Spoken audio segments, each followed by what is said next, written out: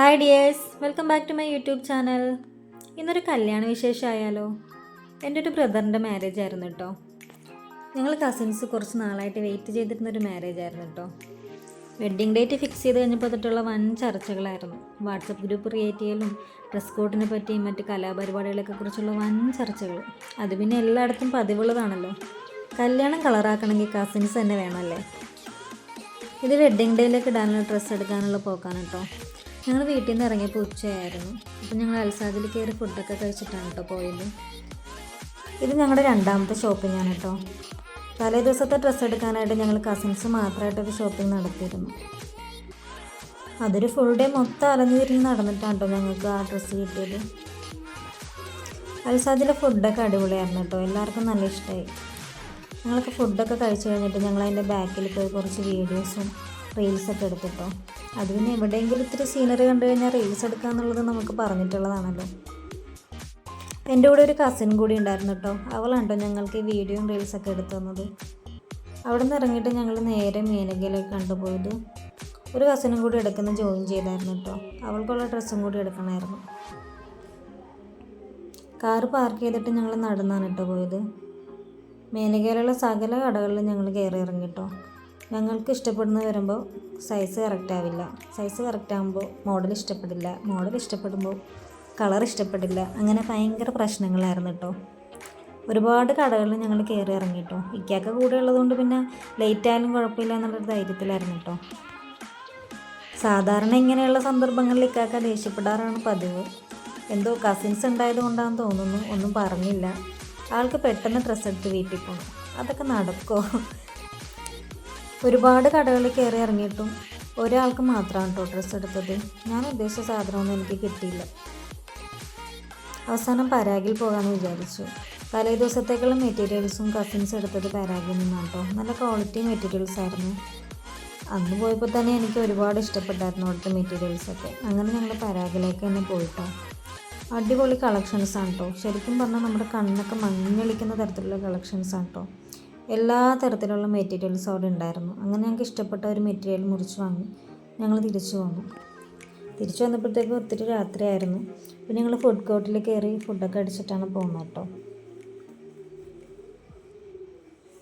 തിരിച്ചു പോരുമ്പോൾ അവരെല്ലാവരുടെ വീട്ടിൽ കൊണ്ടാക്കേണ്ടി വന്നിരുന്നു.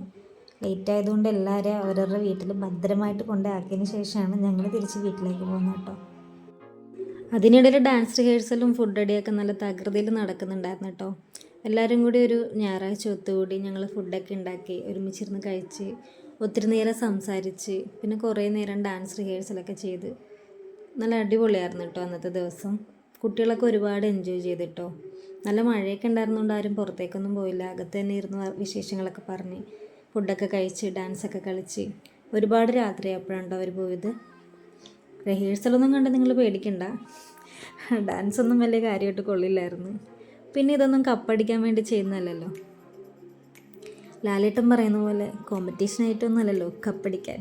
ഇതൊരു സന്തോഷത്തിൻ്റെ പുറത്ത് ചെയ്യുന്നതല്ലേ നമ്മൾ. ഒരുപാട് നാളെത്തിയിട്ടാണ് കേട്ടോ ഞങ്ങളുടെ ഫാമിലിയിൽ ഇങ്ങനെ ഒരു മാരേജ് വരുന്നത്. അത് ഞങ്ങൾ മാക്സിമം എൻജോയ് ചെയ്തിട്ടോ. ശരിക്കും പറഞ്ഞാൽ മറ്റുള്ളവരെന്ത് കരുതുന്നു കരുതി നമ്മളൊന്നിനും മാറി നിൽക്കേണ്ട ആവശ്യമില്ല. നമുക്ക് ഇഷ്ടം തോന്നുന്ന എല്ലാ കാര്യങ്ങളും നമുക്ക് ചെയ്യാം കേട്ടോ. ഞങ്ങളിതൊക്കെ നന്നായിട്ട് ആസ്വദിച്ചിരുന്നു. ഈ കളിക്കുന്ന സ്റ്റെപ്പുകളെല്ലാം ഞങ്ങൾ സ്റ്റേജിലെത്തിയപ്പോൾ മറന്നുപോയി എന്നുള്ളതാണ് ഏറ്റവും വലിയ തമാശ. സ്റ്റേജിലെത്തിയപ്പോൾ സകലതും മറന്നു. പക്ഷേ രണ്ടും കൽപ്പിച്ച് അങ്ങോട്ട് കളിച്ചു. എന്തായാലും നമ്മൾ കളിക്കാൻ തുനിഞ്ഞിറങ്ങിയതല്ലേ എന്ന് കരുതി എല്ലാവരും ഡാൻസ് കളിച്ച് അവസാനം ഞങ്ങൾ സ്റ്റേജിൽ നിന്ന് ഇറങ്ങി തിരിഞ്ഞു നോക്കാണ്ട് ഓട്ടമായിരുന്നു. ഞങ്ങൾ പ്രതീക്ഷിച്ചതുപോലെ ആരും മോശമായെന്നൊന്നും പറഞ്ഞില്ല കേട്ടോ. അത് തന്നെ ഏറ്റവും വലിയ സമാധാനം. പിന്നെ ഇതൊക്കെ ഒരു സന്തോഷമല്ലേ. പിന്നെ ഇക്കാക്ക എന്നെ കളിയാക്കും എന്നുള്ളതായിരുന്നു എൻ്റെ ഏറ്റവും വലിയ പേടി. എന്തായാലും ഇക്കാക്ക എന്നെ കളിയാക്കുന്നില്ല കേട്ടോ. നല്ല സപ്പോർട്ടായിരുന്നു. അതല്ലെങ്കിൽ നമ്മുടെ എല്ലാ കുരുത്തക്കേട്ടിനും കൂട്ടി നിൽക്കുന്ന ഒരു കെട്ടിയനെ കിട്ടുക എന്ന് പറയുന്നത് ഭാഗ്യമല്ലേ. ആ കാര്യത്തിൽ ഞാൻ നല്ല ലക്കിയാണ് കേട്ടോ. അയ്യോ, ഞാൻ വിഷയത്തിൽ നിന്ന് തെന്നിമാറി. അങ്ങനെ കല്യാണത്തിൻ്റെ പരിപാടികളൊക്കെ തകൃതിയിൽ നടന്നുകൊണ്ടിരുന്നു. ആകെ ഒരു സൺഡേ മാത്രമേ ഞങ്ങൾക്ക് റിഹേഴ്സൽ ചെയ്യാനായിട്ട് കിട്ടുകയുള്ളൂ. അത് മാക്സിമം നമ്മൾ റിഹേഴ്സൽ ചെയ്തു. അങ്ങനെ കല്യാണത്തിൻ്റെ വെള്ളിയാഴ്ച വന്നെത്തി. ഞാൻ വാപ്പച്ചിൻ്റെ കൂടെയാണ് കേട്ടോ പോയത് വെള്ളിയാഴ്ച. കുട്ടികളെയൊന്നും കൊണ്ടുപോയില്ല, നല്ല മഴയായിരുന്നു. നമ്മൾ ചെന്നപ്പോഴത്തേക്കും അവിടെ അയൽവക്കക്കാരും ഇളയമ്മമാരും അമ്മായിമാരൊക്കെ ആയിട്ട് നല്ല പണിയിലായിരുന്നു കേട്ടോ. ഞാൻ പിന്നെ ആ ഭാഗത്തേക്കൊന്നും പോയില്ല വീഡിയോ എടുക്കാനല്ലാണ്ട്. ഞാൻ റെഡിയായിട്ട് വന്ന് നിൽക്കുമായിരുന്നു. റെഡിയായി കഴിഞ്ഞാൽ പിന്നെ നമ്മൾ പണിയെടുക്കാൻ കിട്ടില്ല കേട്ടോ. ഞങ്ങളുടെ മെയിൻ ഉദ്ദേശം എന്ന് പറയുന്നത് നിക്കാഹിനുള്ള ഡ്രസ്സുമായിട്ട് ബ്രൈഡിൻ്റെ വീട്ടിൽ പോകുക എന്നുള്ളതാണ്. ഞങ്ങൾ കസിൻസാണ് പോയത്. ബാക്കി എല്ലാവരും ഇവിടെ പണിയിലായിരുന്നു. ഞാൻ ചെന്നപ്പോൾ അധികം പേരൊന്നും വന്നിട്ടുണ്ടായിരുന്നില്ല. അതുകൊണ്ട് ഈ ചിരിച്ചുകൊണ്ട് വരുന്നതാണ് നമ്മുടെ കല്യാണച്ചക്കൻ. ഇതാണ് കേട്ടോ ബ്രൈഡിന് നിക്കാഹിനിടാനുള്ള ഡ്രസ്സ്. ഇതും കൊണ്ടാണ് കേട്ടോ നമ്മൾ ബ്രൈഡിൻ്റെ വീട്ടിലേക്ക് പോകുന്നത്. അങ്ങനെ ഒരു ചടങ്ങുണ്ടല്ലോ. അപ്പം ഞങ്ങൾ കസിൻസ് എല്ലാവരും കൂടിയാണ് കേട്ടോ പോയത്. പെണ്ണിൻ്റെ വീട് കോട്ടയത്താണ് കേട്ടോ. അതുകൊണ്ട് തന്നെ നേരത്തെ ഇറങ്ങണമെന്നൊക്കെ വിചാരിച്ചാണ് ഇരുന്നത്. 3 മണിയാകുമ്പോൾ ഇറങ്ങണമെന്ന് വിചാരിച്ചിട്ട് ഞങ്ങളിവിടെ നിന്ന് ഇറങ്ങിയപ്പോഴത്തേക്കും 5:30 ആയിട്ടോ. കല്യാണച്ചക്കൻ്റെ അനിയനാണ് കേട്ടോ വണ്ടി ഓടിക്കുന്നത്. ആ ഒരൊറ്റ പേടി മാത്രമേ കാറിലിരിക്കുമ്പോൾ ഞങ്ങൾക്ക് ഉണ്ടായിരുന്നുള്ളൂ കേട്ടോ. ലേറ്റായിട്ട് ഇറങ്ങിയത് കൊണ്ട് തന്നെ ലേറ്റായിട്ടാണ് കേട്ടോ അവിടെ എത്തിയതും. പിന്നെ ചെന്ന ഉടനെ പെണ്ണിന് ഡ്രസ്സെല്ലാം കൊടുത്ത് കുറച്ച് ഫോട്ടോസൊക്കെ എടുത്ത് കുറച്ച് നേരം അവരോടൊക്കെ സംസാരിച്ചൊക്കെ ഇരുന്ന് അവിടുന്ന് ഫുഡൊക്കെ കഴിച്ച് ഞങ്ങൾ വേഗം തിരിച്ചു പോന്നു.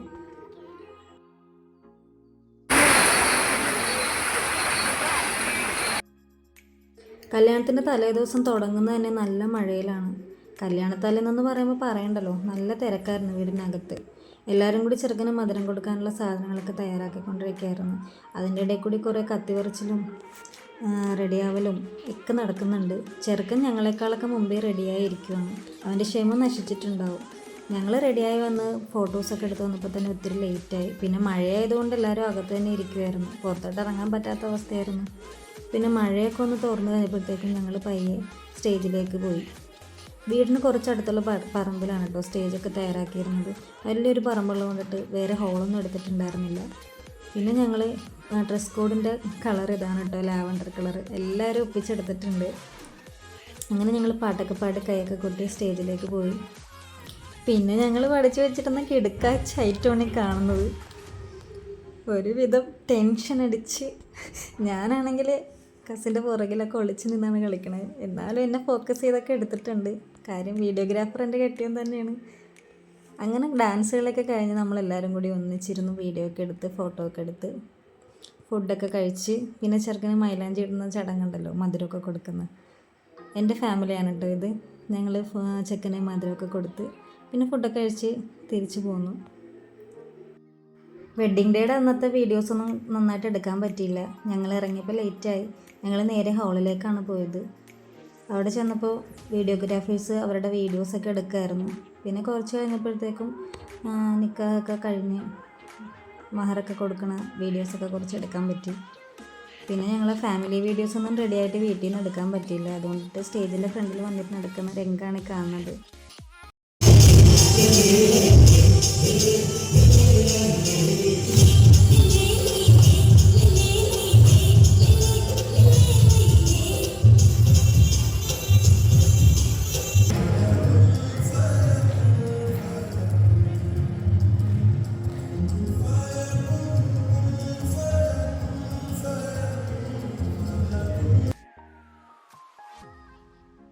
റിസപ്ഷൻ്റെ വീഡിയോ ഒന്നും ശരിക്കും പറഞ്ഞാൽ ആരും എടുത്തിട്ടുണ്ടായിരുന്നില്ല.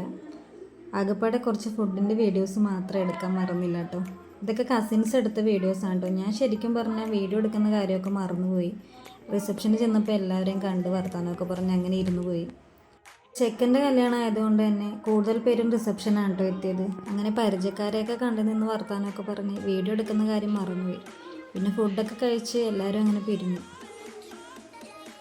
मिल जाए जब भी हम कहें मैं तेनू भुले नहीं कदे भी मैं तेनू भुले नहीं जीवे मैं रब भुले नहीं कदे भी मैं रब कदो भुले नहीं जीना चाहना तेरे लिए तेनू दिसदा